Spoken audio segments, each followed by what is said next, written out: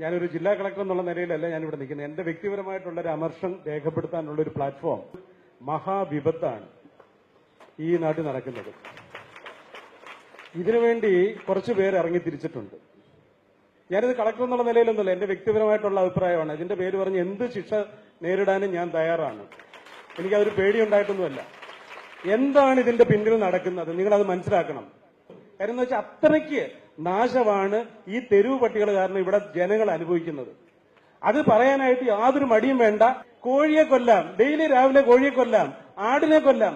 ആട് എത്രണ്ണത്തിനെ കടിക്കുന്നു, എത്ര പേരെ കടിക്കുന്നുണ്ട് ആടിനെ കൊല്ലാം, പന്നിയെ കൊല്ലാം, മുയലിനെ കൊല്ലാം. മുയലിന്റെ കാര്യത്തിൽ ഈയിടെ ഒരു റെസ്ട്രിക്ഷൻ വന്നിട്ടുണ്ടെങ്കിൽ പോലും മുയലിനെ കൊല്ലാം, താറാവിനെ കൊല്ലാം.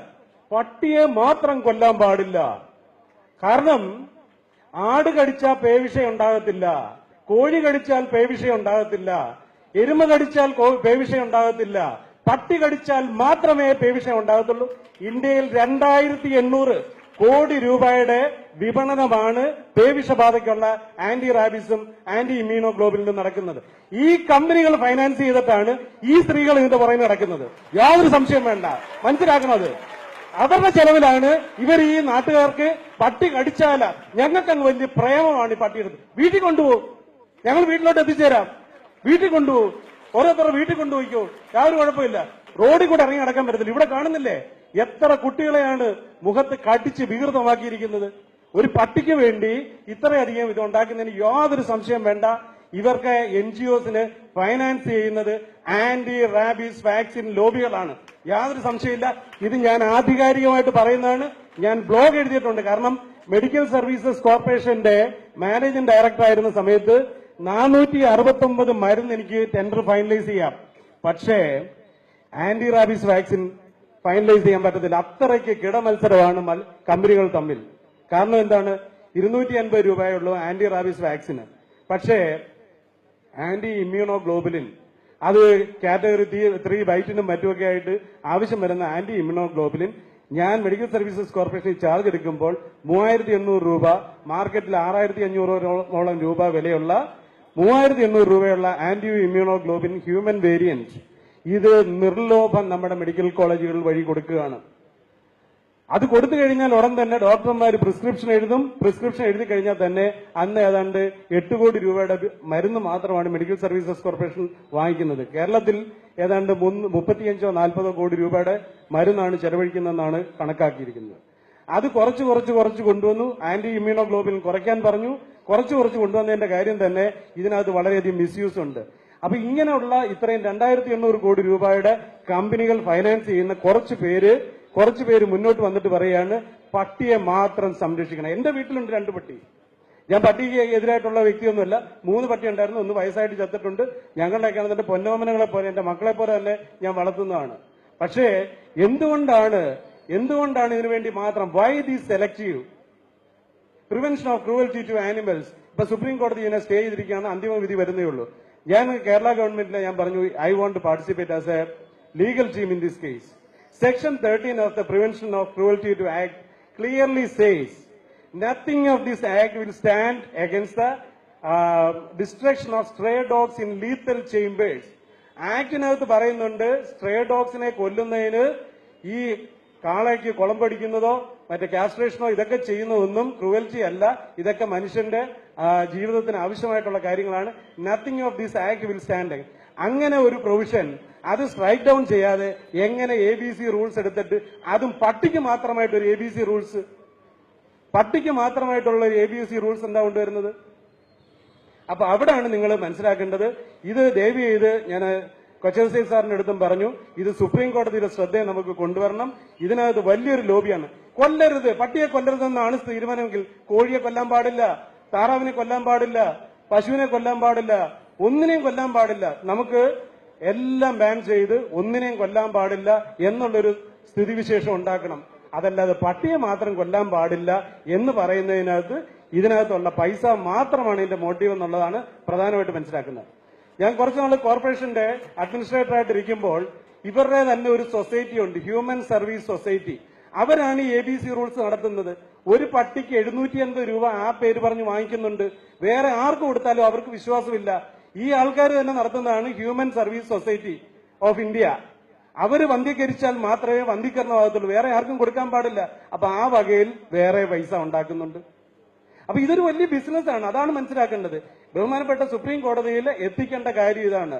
ഞാൻ ഇന്നലെ മണിമുള്ള രാജു ചേട്ടൻ്റെ അടുത്ത് ഞാൻ പറഞ്ഞു, ഞാനൊരു വലിയ ഗണപതി ഭക്തനാണ്, ഞാനൊരു പാർട്ടി ഉണ്ടാക്കാൻ പോയി, ഇതൊക്കെ കഴിഞ്ഞ് റിട്ടയർ ചെയ്തിട്ട് രാജുവേട്ടനൊക്കെ ചേരാൻ നോക്കി. എലിയെ കൊല്ലാൻ പാടില്ല, എലി ഗണപതിയുടെ വാഹനമാണ്, അതുകൊണ്ട് എലിയെ കൊല്ലാൻ പാടില്ല എന്ന് പറഞ്ഞു വരികയാണെന്നുണ്ടെങ്കിൽ അംഗീകരിക്കുമോ?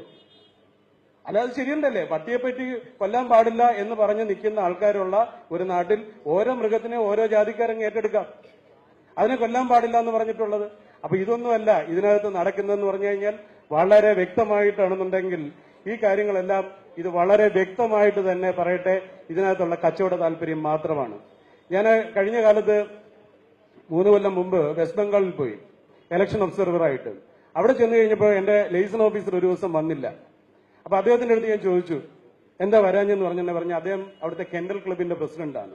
അദ്ദേഹം പോയതിന്റെ കാര്യം അവിടെ നാഗ റെജിമെന്റ് ആണ് വന്നിരിക്കുന്നത്. നാഗ റെജിമെന്റ് വന്ന് താമസിച്ച് ഒരു 10 ദിവസം കഴിഞ്ഞപ്പോൾ ആ പ്രദേശത്ത് ഒറ്റ പട്ടിയില്ല. അവരുള്ളതിനെല്ലാം കൂടി ഈ നാഗാലാൻഡ് ഇതിനെ കൊന്നു തിന്നുന്നില്ലേ, ആർക്കും ഒരു പ്രശ്നമില്ലല്ലോ. അപ്പൊ എന്താണ് ഇതെല്ലാം വിളയുന്ന ഒരു സ്ഥലം എന്ന് പറയുന്നത്? കേരളമാണ്. എല്ലാം വെച്ച് പിടിച്ചു വിടുന്നതും കേരളത്തിലോട്ടാണ്.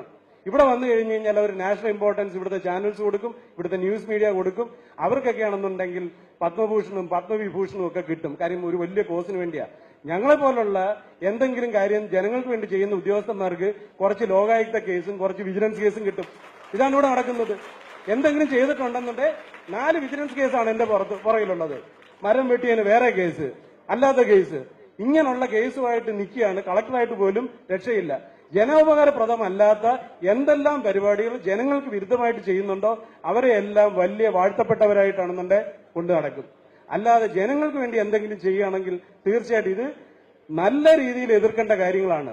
പണ്ട് ഇവിടെ ബ്രിട്ടീഷ് രാജ്യത്ത് മഹാത്മാഗാന്ധിജി ചെയ്ത എന്താണ്? സിവിൽ ഡിസൊബീഡിയൻസ് എന്ന് പറഞ്ഞ ഇങ്ങനെയുള്ള ഡ്രാക്കോണിയൻ നിയമം ഉണ്ടെങ്കിൽ അങ്ങേപോലുള്ള ജനപ്രതിനിധികൾ തീർച്ചയായിട്ടും മുന്നോട്ട് വന്ന് അതിനകത്ത് മഹാത്മാഗാന്ധിജി, ഞങ്ങളെപ്പോലുള്ളവർക്കൊക്കെ പരിമിതികളുണ്ട്, പല കാര്യങ്ങളും ഇനി ചെയ്യാനുള്ളതുണ്ട്. അല്ലാതെ IAS വലിയൊരു സർവീസായിട്ട് അതിനകത്ത് ജീവിതകാലം മൊത്തം ഇരിക്കണമെന്ന് ആഗ്രഹം ഉള്ളതുകൊണ്ടല്ല, പലതും ചെയ്തിട്ടുണ്ട്. ഇനി ഇരുന്നാൽ പല കാര്യങ്ങളും ചെയ്യാൻ പറ്റുമെന്നുള്ള ഒരു ആഗ്രഹം ഉള്ളതുകൊണ്ട് കുറച്ചു കാലം കൂടെ അതിനകത്ത് ഇരിക്കണമെന്ന് ആഗ്രഹം ഉള്ളതുകൊണ്ടും പറയുന്നു.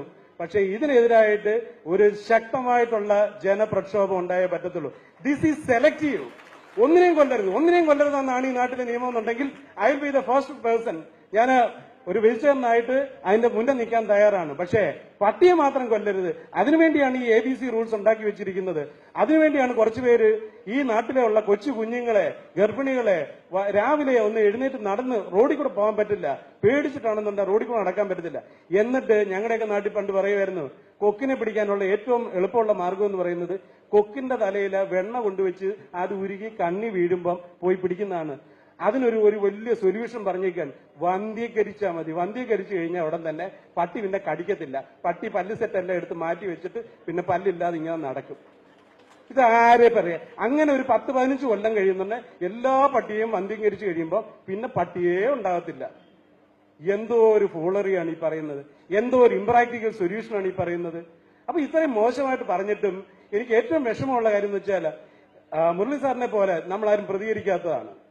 ഇത്രയും ഫൂളറി ഇവിടെ പറയുന്നുണ്ട്, വന്ധ്യീകരിക്കുന്നതാണ്. അതിനുവേണ്ടി ABC ഡോഗ്സ് അല്ല, ABC റൂൾസ് എന്ന് പറഞ്ഞ് ഡോഗ്സ് ആണ്, ശരിക്കും ഡോഗ്സ് ആണ്, ഡോഗ്സിന് വേണ്ടി മാത്രം ഉണ്ടാക്കിയിട്ടുള്ള. എന്നിട്ട് ഹ്യൂമൻ സർവീസ് സൊസൈറ്റി എന്ന് പറഞ്ഞൊരു സൊസൈറ്റി ഉണ്ടാക്കി. അതിനകത്ത് കോർപ്പറേഷനിൽ ചോദിച്ചു നോക്ക്.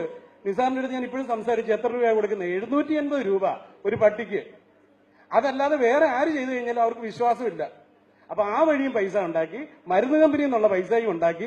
സുപ്രീം കോടതിയിൽ ഗോപാൽ സുബ്രഹ്മണ്യമാണ് വന്നിരിക്കുന്നത്. മണിക്കൂറിന് 10 ലക്ഷം രൂപ ചാർജ് ചെയ്തേക്കുന്ന ഗോപാൽ സുബ്രഹ്മണ്യം. അതിനു മുമ്പ് ഐ തിങ്ക് നാനി പൽക്കിവാല ആയിരുന്നു വന്നിരുന്നത്. ഏത് പട്ടിയാണ് ഇവർക്കൊക്കെയാണെന്നുണ്ടെങ്കിൽ കൊണ്ടുവന്ന് പൈസ കൊടുക്കുന്നത്? Where is the funding source? അപ്പൊ ഇതിന്റെ പിന്നിൽ ശക്തമായിട്ടൊരു ലോബി നിൽക്കുന്നുണ്ട്.